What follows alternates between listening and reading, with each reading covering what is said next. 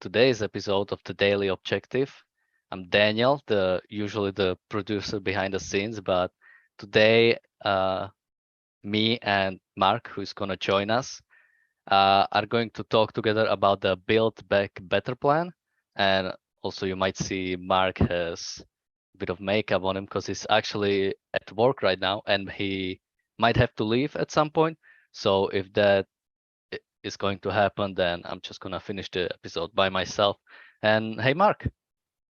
How you doing, man? I'm doing good. How about you? Good. Love the American flag back there in the background. Oh yeah, I had it for a long time, and everyone always comments on it, so it's a pretty good conversation point starter. Although I do think the flag should be the Betsy Ross version of the American flag. The one that has 13 stars. Right. I know that's politically correct now, and it's supposed to be a dog whistle for some people out there, but hey, that's when the Republic was the Republic. Yeah, that's a good point. So this Build Back Better plan. So first I want to kind of mention a funny point is while I was researching the topic, it took me like 5 minutes to realize that there is not just one Build Back Better kind of idea. There was also an idea from UN in like 2006 and from then on, which was something like what to do after disasters, like how to deal with problems after disasters. So that was also the idea of Build Back Better. So another thing that Joe Biden isn't really original. I wonder if this is supposed to be like part of it or if this is just kind of his idea of it. But, well, I think the Democrats love pretty much everything the UN does, and they're definitely looking for a one world type of government. They which the Republicans, claim is globalism, but they conflate it with markets, free markets, and no borders with respect to markets. But I think the Democratic Party has been enamored of the UN's take on governing people and the UN's take on dealing with emergencies, because of course it's a state forward way of dealing with emergencies. Yeah. So what I wanted to first talk about is I kind of like the idea of Build Back Better, at least, but in a certain sense. So basically, the idea is after COVID happened, we have now a lot of people who either lost work, and now we have to bring the economy back because of the lockdowns and all the regulations and how economy basically stopped. We now have to bring it back, and I would like if the idea for bringing it back was, okay, let's, get rid of regulation. Let's actually let people build back better by themselves. Let people decide what they want to do. But, as with a lot of politicians, it always is, it's a plan. And this is also what I wanted to bring up is how every politician or president in the United States always has the plan. Like, okay, I bring this thing here and it's going to solve all your problems. Yes, and I wanted to say also, not only has the UN come up with this, but they weren't the first either. I mean, there was a Build Back Better plan essentially with the New Deal, which was supposed to replenish the economy post depression, and then post World War II. Of course, it didn't. It prolonged the depression and made things worse. And you're right. Presidential candidates now come forward with what amounts to 5-year plans, which if you look back at just a cursory glance at history, you'll see this is the way Mao and Stalin operated. It was 5-year plans.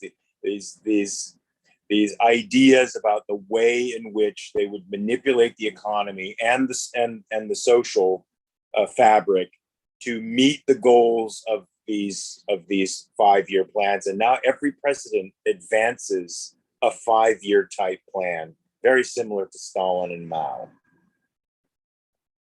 Yeah, and I wonder, this is maybe besides the topic, but if we wanna like talk about all the presidents, Trump have something similar, or do you know about if he had something Sure, similar? make it great again. It was. I Right. don't know that it was as organized as the Democrats' version of it was, because the conservatives in general are throwing out principle for pragmatism and kind of attacking issues piecemeal as sort of disconnected entities, as opposed to the Democrats that have a systemic approach to pretty much everything that they're doing. So I don't know if it's as comprehensive, but yeah, they offer a slogan, and in that slogan is implied an administration plus a couple of extra years of a certain way of doing business. So it Yeah. was economically decoupling from China, I think, punishing them for their theft of IP. It was, a mercantilistic system of trying to bring manufacturing home, even though we have plenty of manufacturing here, and maintaining, high employment here by restraining immigration. So it had some, I think, big touchstones, some general ideas, but nothing as comprehensive as the Build Back Better plan. Yeah, and I was surprised because while I was going through the list of the and it's also important to distinguish between the Build Back Better plan and Build Back Better Act, which I believe the Build Back Better Act is supposed to be just focused on the environmental and like social stuff, while the Big Back Better plan is the whole plan of Joe Biden's. And while I was going through the list, I noticed one of the things he said was position the US auto industry to win the 21st century with technology invented in America. So, people all of time thinks of Democrats as these like globalists and, trade across the nations, but they are also pretty localist. And as we mentioned earlier, the UN Build Back Better plan, that was also very much focused on local industry, like making things local. So, well, I think, but I think, and I don't know how much of that is a healthy reaction to Russia and China collusion, and particularly China's economic control that it's exercising over lots of different countries, and people deciding that it's probably not such a good thing to get in bed economically with and become dependent on a an increasingly aggressive CCP. So I know America under Trump particularly, but maybe a little under Biden, has seen that decoupling from them, especially when it comes to superconductors, is probably a safer bet. And I don't disagree with that. I definitely, we should yeah, economically decouple from them. as we've seen with Russia now, with the Russian-Ukraine conflict, the whole idea or the whole reason why this is a big problem now is because all of Europe was reliant on the Russian energy. And the big reason for it is because of the green push inside Europe, and especially inside the European Union. And this is what happens if you rely on these unreliable energy sources. You are now a kind of a, not really a puppet, that's not the proper word, but you are dependent on these tyrants who almost by luck have these energy sources. Right, and are using them strategically to manipulate people and to foment aggression around the world. Yeah, so I mean, clearly, we're in deep doo doo, and maybe that aspect of the Build Back Better program that seeks to make some industries independent of these tyrannical regimes is a good thing. I don't know if they implement it well though, because it's basically just the government redistributing resources and capital to areas that it deems to be important. which is that any different than the New Deal? There's lots of aspects of this Build Back Better policy that ring of the New Deal, the creation of certain types of worker cores out there, and the infrastructure building that is it's the New Deal refurbished again. But that you may get a bridge out of that, you may get a dam out of that, but you're not necessarily getting real productivity or a better economy as a result of it. And yeah, and especially motivation, or like the reason why you're doing something, really matters. So if I can bring a certain idea that I talked about with a friend of mine, is you might not know about this, but there is a big problem in usually the countries that were first to industrialize, is because they had the first like prototypes of each product, especially when it comes to like infrastructure and plumbing like that. They have at this moment much worse infrastructure, or things like plumbing, or like the what do you call it? Yeah, like maintenance stuff, much worse than, for example, where I come from in Slovakia, because here it was built in like the 90s or like 2000s, while the technology was much better. While in something like United Kingdom or United States, it was built during the Industrial Revolution. So in this way, the kind of Build Back Better plan would be good. Like, okay, let's tear everything down and build everything back with the new technology. But this is, of course, not what they are going for. And even with the energy stuff, it would be better if we could build the economy or build energy so we are not dependent on these nations. But this is not why they are doing that.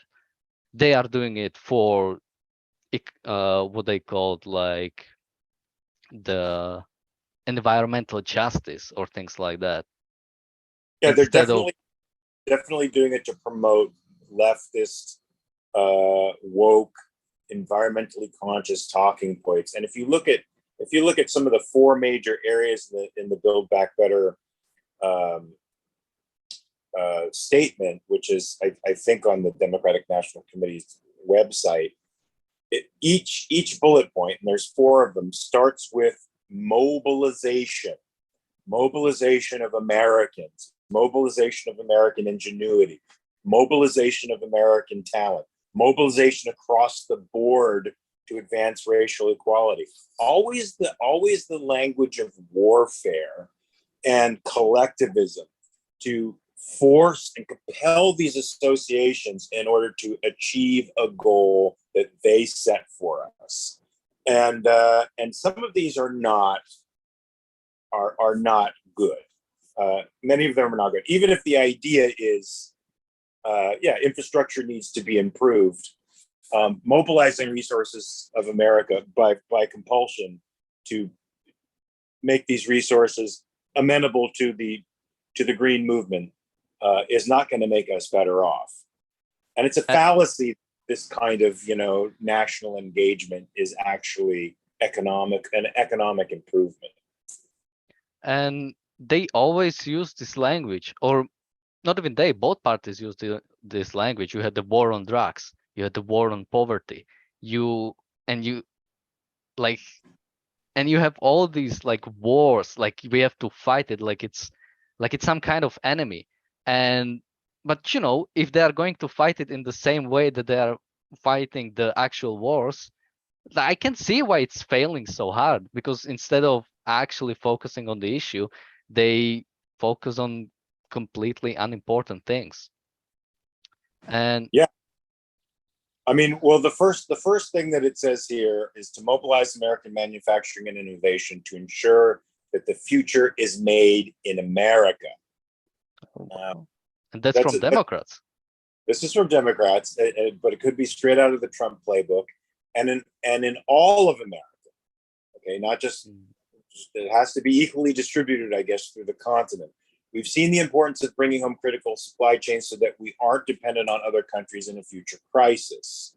So all of that's true in a way, and mercantilist, and a little bit scary.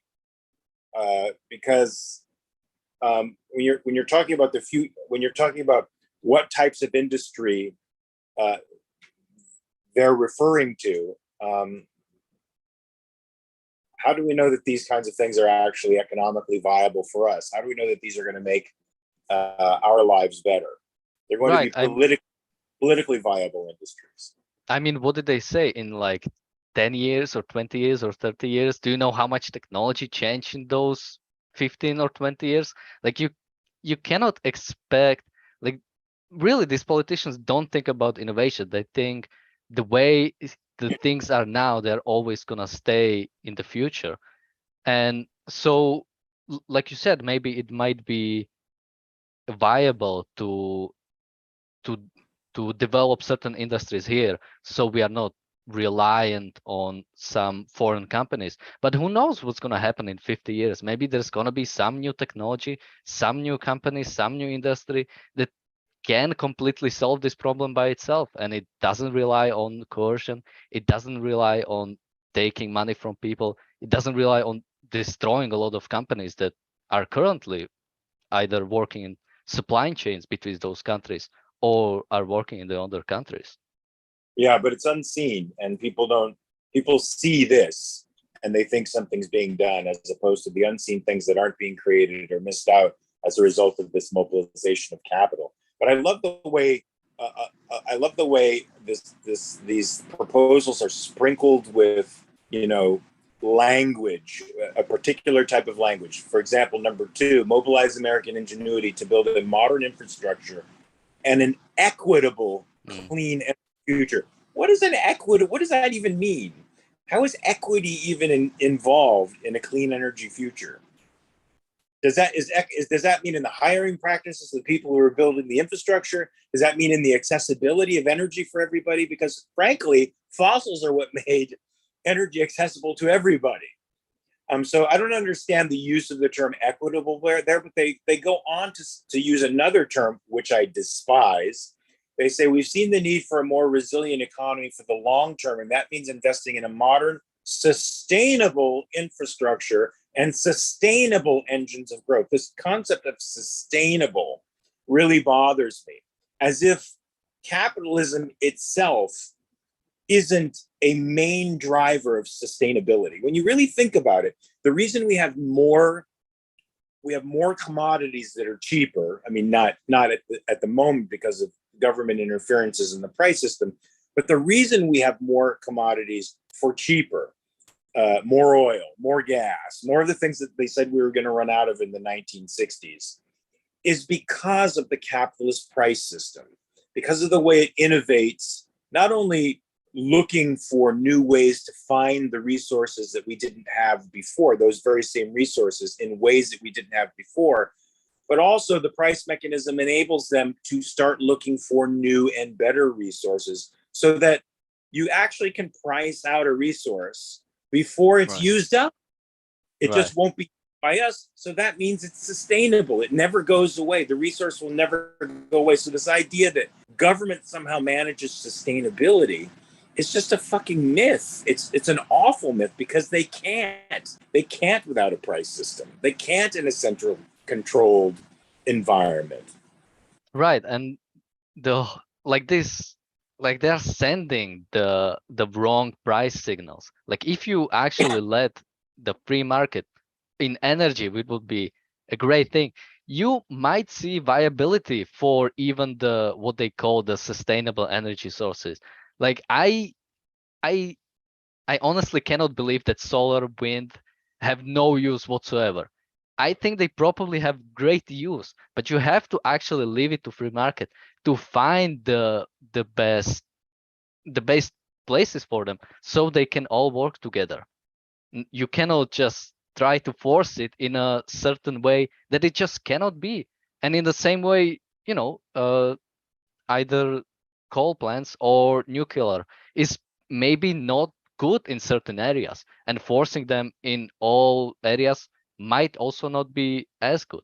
Although I'm no scientist, so But the problem is that we have these elitists, these scientists claiming, that 75% of renewables is what we need with 25% of these other types of things. And that's the perfect combination that will bring us, you know, the lower carbon emissions, along with I guess, a grid and or industrial energy that keeps us on a similar, if not better, industrial footing than we are now. It's bullshit. The free market can decide that. We can decide that. If I want solar panels on my roof, I want to go off the grid with respect to energy.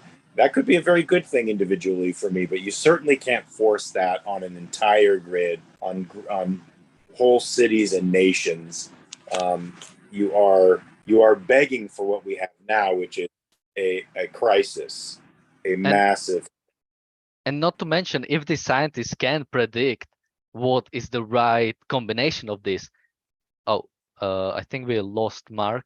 I'm not sure if he had to go or if he just lost it, so we'll see if he can come back. But what I was about to say is, if the scientists can actually predict what's the right combination, that they should invest in this industry. They should be billionaires if they can actually predict these areas. Oh, Mark is coming back, so he might have made a mistake.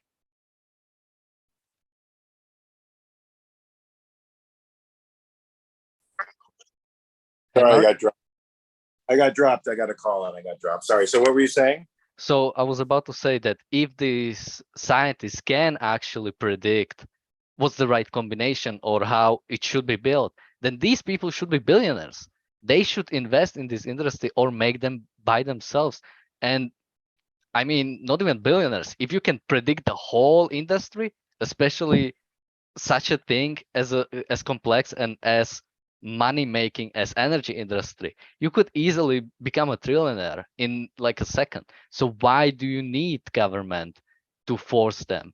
Like, if you actually believe this is the good solution, this is, which I believe is the profitable solution, the best solution, if you actually believe in it, then go and make it and become a billionaire. Right. But people won't get on board because people don't know what's in their own interests, at least according to this guy's. Hey, but the fourth talking point, or our general goal, mobilize across the board to advance racial equality in America. We've seen, again, this year, the tragic costs of systemic racism. Indeed, we have.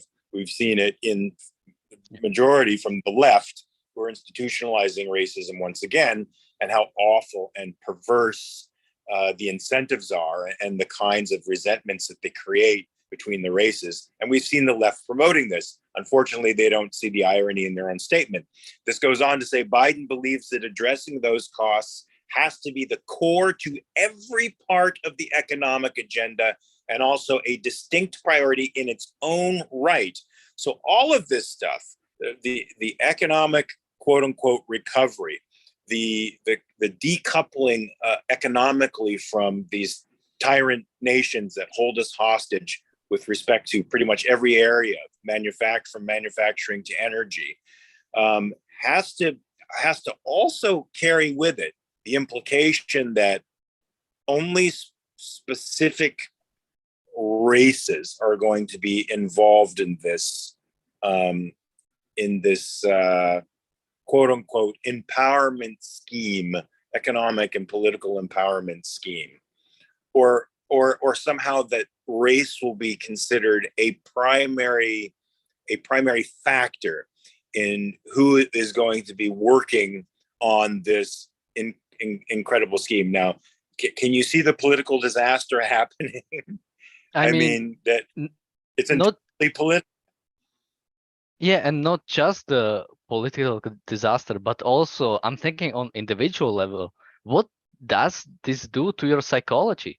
If all you see is race, if all laws you want to put in place have to consider race, what does this do actually to your psychology? Like, I sometimes wonder. Well, and it does. We see it here in the not so subtle condescension to people of color, as it goes on to say, as president, he'll pursue a dedicated agenda to close the racial wealth gap, to expand affordable housing, to invest in Black, Latino, and Native American entrepreneurs and communities, to advance policing and criminal justice reform, and to make real the promise of educational opportunity regardless of race or a zip code. And there's such a deep condescension there.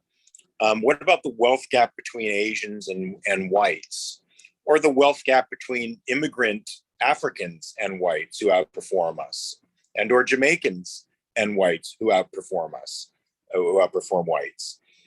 It's a terrible metric to measure interhuman dynamics by, and it almost completely destroys the previous three concepts, because you can't escape the politicization of this sustainable, this climate forward sort of infrastructure scheme, but you completely politicize it when you make it about targeting certain demographics as a means of promoting this and or completing the infrastructure.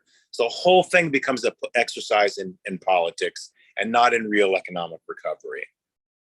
And also completely random point, but I never understood how they deal with like biracial people, or like people who come from different races. Like if I'm half white and half black, am I oppressed or am I the oppressor? Like, and this whole idea of race assumes like everyone is like one race, and there are clear distinctions, which. And not only that, but that people that belong to these complex racial scenarios, even that we consider complex racial scenarios, all think the same way and all feel the same way. It's that therein lies the condescension. Therein lies the real racism, where people are tagged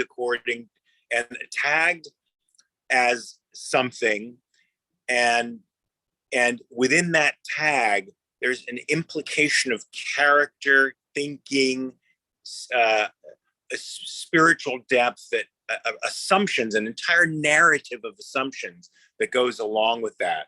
And that's so bloody disgusting. It's so anti-individualistic. And you're right. I think it tears down, and these people consider themselves very compassionate, but I think it really tears down their capacity to feel real compassion for individuals. They might feel it in the abstract, individuals will, they don't care so much about. Yeah, I mean, I'm not sure where I've read this.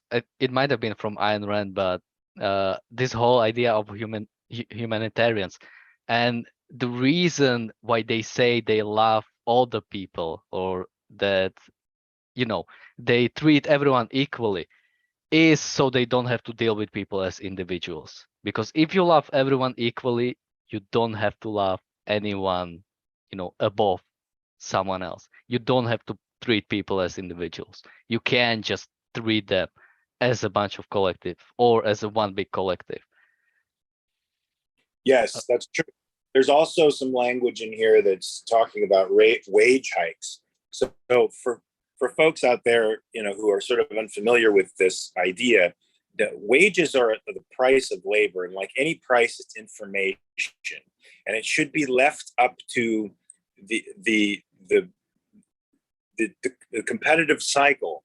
The supply and demand out there should be the actual final arbiter of what a wage is. It can't be arbitrarily decided by people that such and such is an appropriate wage for a job.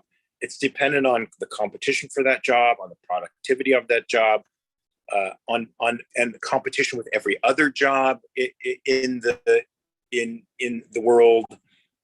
It's such a complex type of information that can't be meddled with. And yet here we have this idea. Building Back Better means an updated social contract. Here we are with the Rousseauian concept of a social contract. You don't sign it, but it obligates you to your fellow man, to serve your fellow man, that treats American workers and working families as essential at all times, not just times of crisis, And this means, what does this mean? As essential at all times. Now, working is essential for you as a human being. That's when you live in an exchange society, in a free society, you have to create values and exchange them with your fellow man who's doing the same thing. And that's how you survive. So it's an essential activity for you, but it may not be, for a company. It may not be essential in the sense that they're meaning it. When you're a janitor in Microsoft, you are relieving people of a certain task so that they can be creative. You're contributing value in that sense. But are you essential?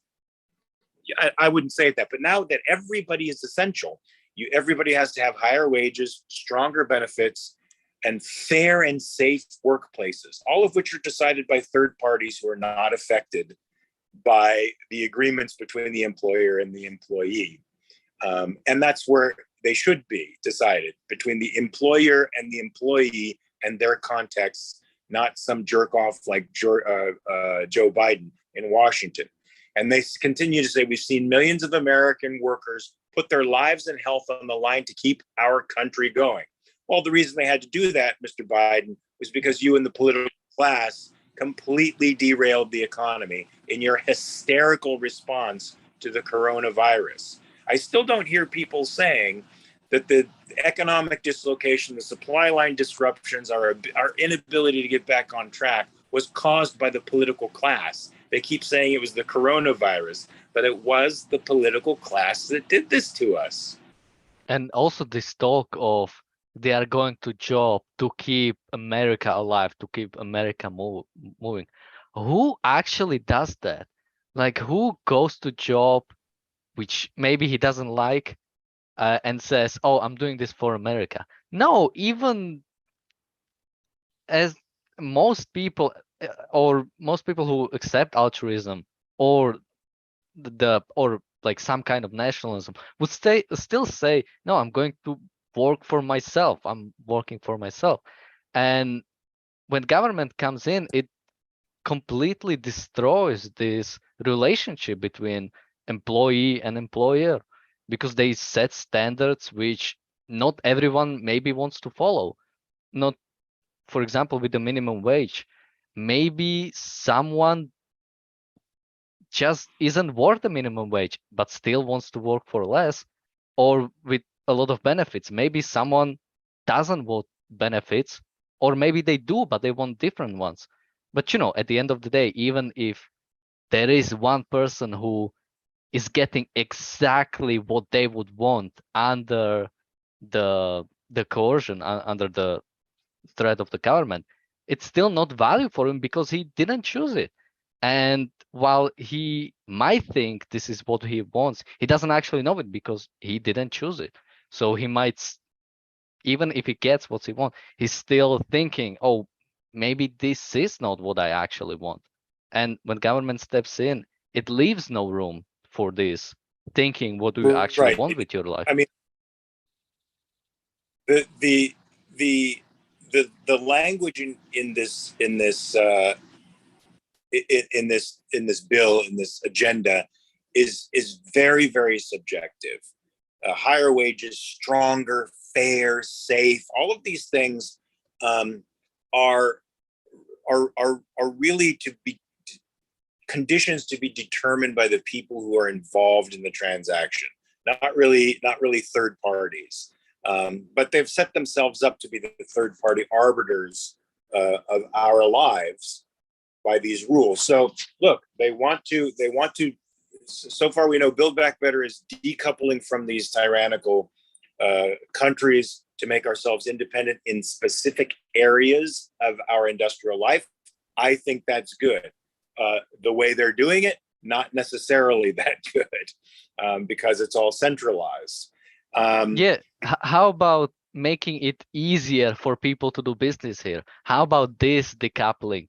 How about, removing the tariffs on maybe not the, even if, let's say, not remove tariffs or on the authoritarian countries, let's remove the tariffs or all the mixed economies countries, so we can work together with them, maybe not with the tyrannical ones. Like, there are so many ways you could do this. So why do you have to do this way?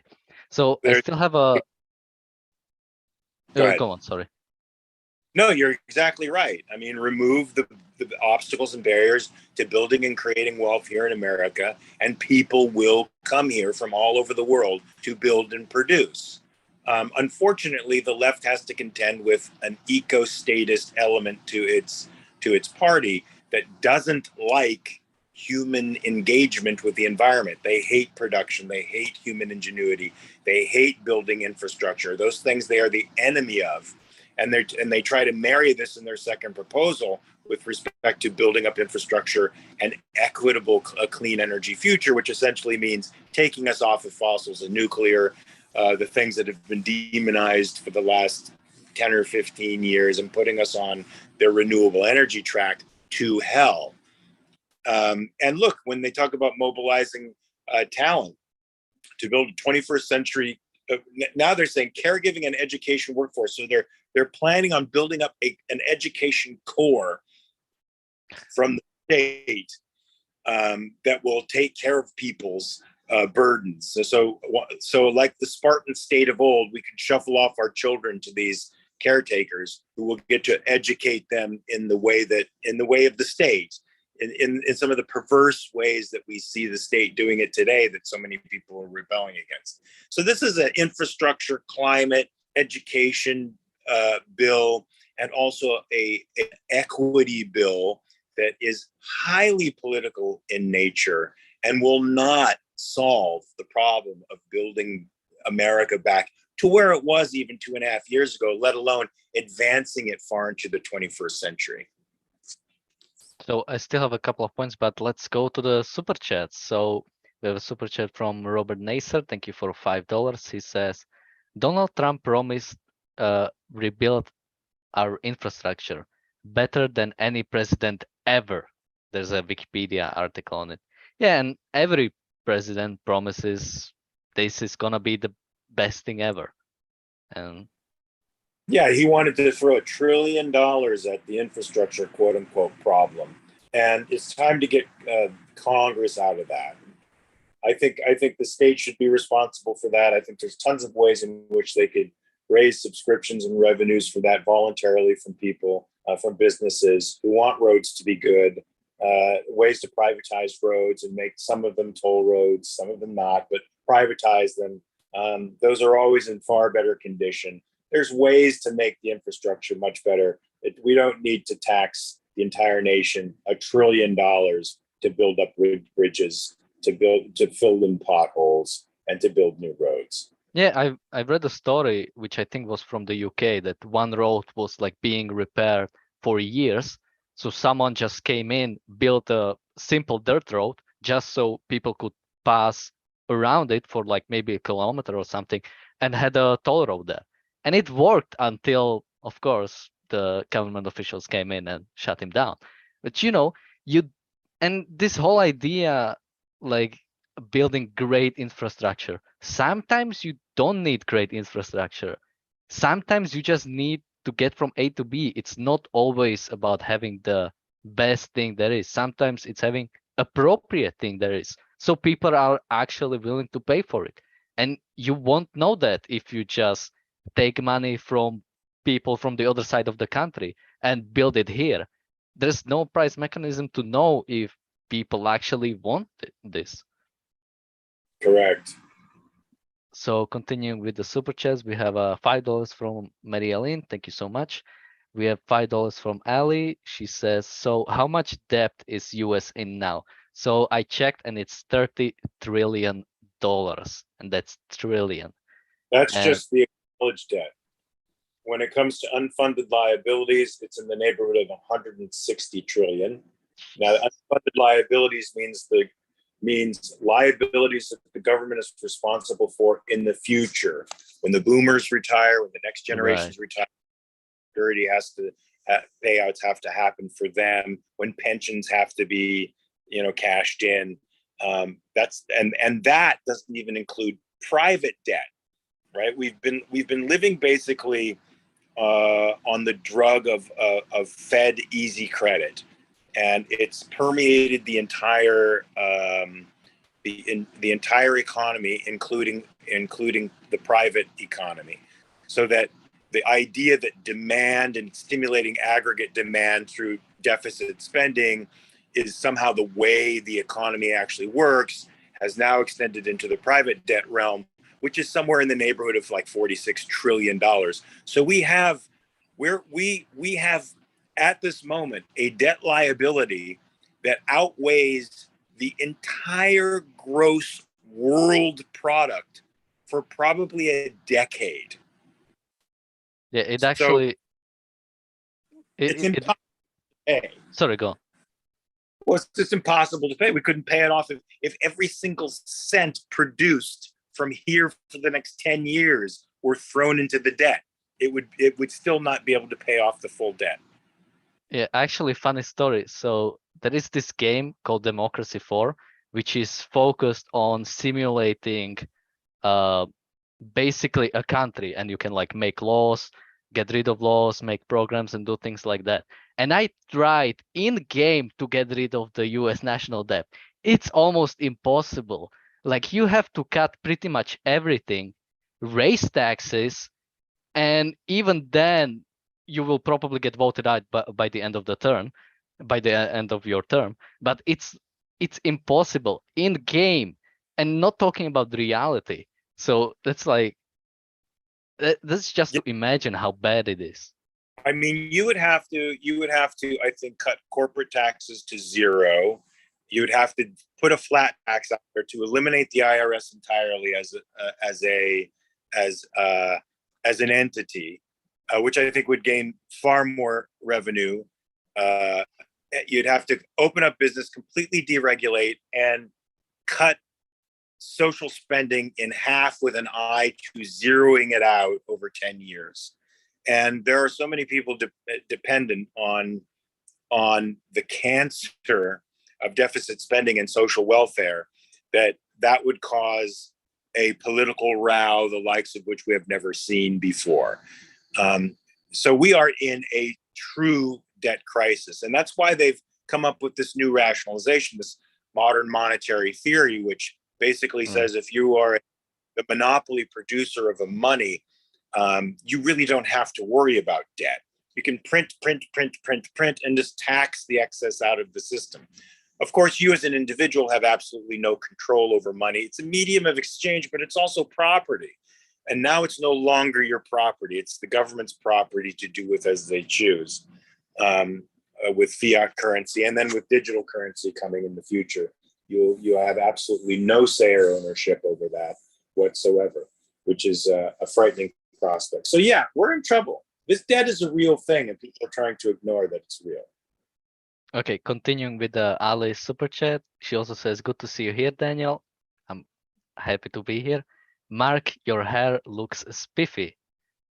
Keep up the good work, guys. Build back better is wrong." It is wrong. And speaking about the debt again, I hate to harp on it, but you know, it took us over 200 years to get to $1 trillion debt. And now within our lifetimes, we've seen it go up by 30 times in our lifetimes. And no incentive to stop the growth. And people forget that Trump was the worst before Biden. Mm-hmm. He was worse than Obama. He's just as much to blame for this inflationary crisis as I think. I would say as much. Maybe somebody like Yaron Brook would say less. He knows more about finance than I do, but he certainly pumped, a couple of trillion extra bucks into the economy that shouldn't have been there. Yeah, I think, I'm not sure if you mentioned it or, yeah, I think you mentioned it, that he also had a plan for $1 trillion, or he signed up the plan for $1 trillion. He even said it in his way, $1 trillion. And he said it in such a happy way or proud way, it's his money, he signed up for something. Yeah, and he was stroking the Fed too. He wanted the Fed to go negative on interest rates because it makes the economy look like it's stimulating. As people are firing on all cylinders, they're spending money because they can't save it. you're losing money when it's in the bank. So, he's part of the problem too. I hope people realize that. Yeah. Okay. Continuing with the super chats, we have 20 Canadian dollars from Jeff. Thank you so much. Wearing my tinfoil hat, I ask how much influence you think WEF, Great Reset. Do you know what's WEF? Yeah, World Economic Forum. Okay. Great reset or UN summary for policymakers seem to have on the collective talking point rhetoric. So how much influence? I think they have a great deal of influence, and I think politicians from Clinton on and Obama particularly have used the UN as a means of circumventing the treaty making process, so that they can sit on a resolution that has been created by the UN. They don't subject it to senatorial overview and either signing it into law or rejection. They just let it sit there. And after a period of time, it has the effect of law in the United States of America. And they've been using the UN to circumvent the legislative process for a very long time now. And it's frightening. And yes, the World Economic, those Davos meetings, they do have a tremendous influence, I think, on the major holders of capital, as you can see from the ESG movement, environmental social governance movement, as a means of pressing people to invest in the politically correct types of businesses that are, in essence, socially engineering us at the same time towards a certain outcome. Yeah, and we've seen that with, for example, the Paris Climate Agreement, which was a giant fraud of a agreement. United States was the only country who actually pledged to doing something about anything, and everyone else just agreed to do something they were already doing, or they agreed to do less than they were already doing. So we definitely seen this kind of top down, and top meaning the UN, coming to pass certain ideas or certain laws in the United States. Well, thank you, America, for thinking, for being altruistic and thinking that it's moral to fall on your own sword for the rest of the world. It's not. Stop it. Okay, continuing with the super chats, we have one from Micah. Thank you for $5. He says, "The most true words ever spoken. I'm loving today's stream." Oh, so good. It's good to hear that they agree with anything and everything we will say ever. That's always good to have from someone. And last super chat from Kathleen for £2. She says, "Really interesting episode." Oh, good. I wanted to read three more little bullet points in this plan, because it says Biden will also provide further immediate relief to working families, small businesses, and communities. So I love the way they say Biden will provide it, as if he's reaching to his own ample pockets. I should say pockets made more ample by, of course, Ukraine, Russia, and the Chinese Communist Party, and give generously of his own wealth. But it's not, of course. But here's what Biden will do: provide state, local, and tribal governments with aid they need so educators, firefighters, and other essential workers aren't being laid off. Okay, so in other words, taxpayers from various parts of the country are going to be tapped. Their values are going to be truncated. Their dreams are going to be snuffed and cut for the sake of these folks who are seen to be in more need than you, and so you're going to be tapped for them. Also, extend COVID crisis unemployment insurance to help those who are out of work. Many of those people who decided to be out of work because they made more being out of work with the COVID subsidies than they did being in work. And I know of two concrete cases that friends have told me about. And to provide a comeback package for Main Street businesses and entrepreneurs. Again, redistributing wealth from one place to another, shuffling around capital from productive to unproductive people in the name of altruism, where the productive should sacrifice for the unproductive, and those who have should sacrifice for those who, quote unquote, have not. And of course, this is a massive system filled with graft and bribery and corruption. Already they've been coming out of we've been seeing cases where people are being busted for bilking the American people out of millions of dollars in this recovery money. So it's a terrible idea. It's terrible. And I would just like to finish with the response to Build Back Better plan from the conservatives. And I'm not sure how much did you follow it, but one thing I've read was from Ted Cruz. He says the Build Back Better plan is just a Green New Deal light masquerading as an infrastructure plan, which is such a weak response. Like if it was an infrastructure plan, then you would be okay with it. Like is the whole problem is that it's focused on energy? Is that your whole uh negative thing you have to say about it? Like and you know, Ted Cruz was like one of the good guys almost, and look how far he has fallen.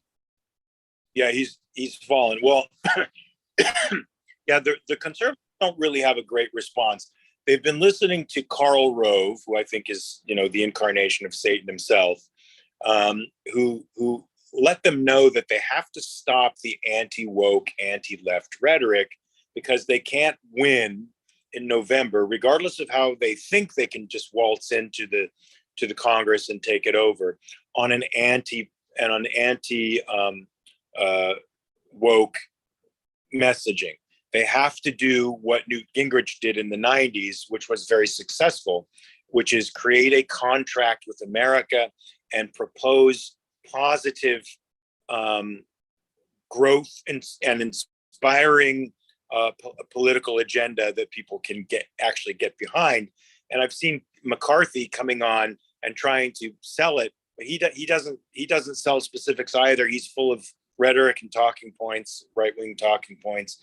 And so far, I haven't seen a decent contract. Of course, they're trying to change it from contract with America because the left was able to, in their great way of articulating a message better, they changed it from a contract with America to a contract on America, which of course a contract is when you take out a hit on somebody to kill them. And so that became active, even though Newt Gingrich pretty much made the Clinton presidency one of the more successful presidencies in a number of decades, because he was able to push through welfare reform and did it in the name of Clinton, and other reforms that I think really help the 90s sing a little more economically. So you'll look forward to the Republicans trying to formulate a clear, positive message, an antidote to the Build Back Better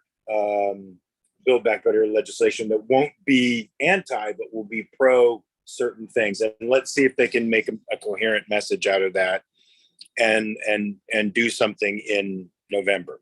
I sort of doubt it. I mean, it's hard to make a case for arguing against $1 trillion plan when your previous president, Donald Trump, made $1 trillion plan. It's kind of hard to have both things. So at the end of the day, tribalism is all they have. And, they are increasingly anti-capitalist because of tribalism. I think I read somewhere on Twitter, and I hope it was like a joke, but I feel like some people are serious like that. Someone wrote on Twitter, it was something like, I think it's time to abolish the Marxist corporations, or like abolish all corporations because they have increasingly Marxist influence. So this complete disconnection between like being against Marx but also wanting to abolish corporations, they see corporations as entities that have special protections from the government and are able to avoid liabilities that normal human beings can't. And they see corporations gaming that corporate system in such a way that they're able to avoid liabilities for real crimes committed, I think, like, polluting rivers and contaminating groundwater and stuff, things that companies should really be held liable for. So to me, that doesn't mean you need to annihilate corporations as such, because a corporate entity is a very good thing, and the laws that we have against protecting bankruptcy and protecting your own individual assets are far better than the debtor prisons of 200, 300 years ago. But we certainly need legal reform so that people can be held accountable for the crimes that they commit. Because intentionally polluting groundwater or using a river to throw raw sewage in or products in, that's a crime. Yeah, or even unintentionally, even if you don't intend to do it, if you do it, then yeah, you have to be held responsible. Absolutely. And no capitalist would argue against it. No capitalist would come, oh, these corporations poison people. No capitalist would be like, well, it's a free market. No, if they're doing something wrong, then yeah, get them, but don't destroy the system just because you have a couple of rotten apples. Right, correct. Unfortunately, everybody points to the rotten apples and they use them as the example. This is what you get when you let people be free. Yeah, you do get that, and you should have a system in place that is able to capture those folks and punish them for what they do. But you also get something that's even far more beneficial. You get that crazy spiraling upward innovation where things happen in the marketplace that you could never ever imagine if you had a concentrated system of wealth and power. Okay, so we have one last super chat from Free Trade. Thank you so much. And we've been live for almost an hour. That's pretty amazing. So Mark, do you have any last words? Well, no, the political class has no incentive to build back better, because building back better would mean leaving you alone. And they don't want to do that. They've tasted power, especially after COVID. And they keep coming up with new and innovative ways to keep growing that power. Climate change is another way in which they're going to try to grow that power. So try to keep in mind the way to build back better is to get the political class under lock and key, keep them restrained, hold them to their constitutional restraints, make them do only that which you write down they can do and nothing more, and the rest will be up to us. Absolutely. I would only say, well, build back better, but for who? Like someone needs to be concerned, and only individuals can concern for themselves. You cannot build back better for someone else. Okay. So Amen. Thank you, Mark, so much for coming. Thank you. And no upcoming shows today, but we'll see you tomorrow again with the daily objective. And bye-bye. Peace.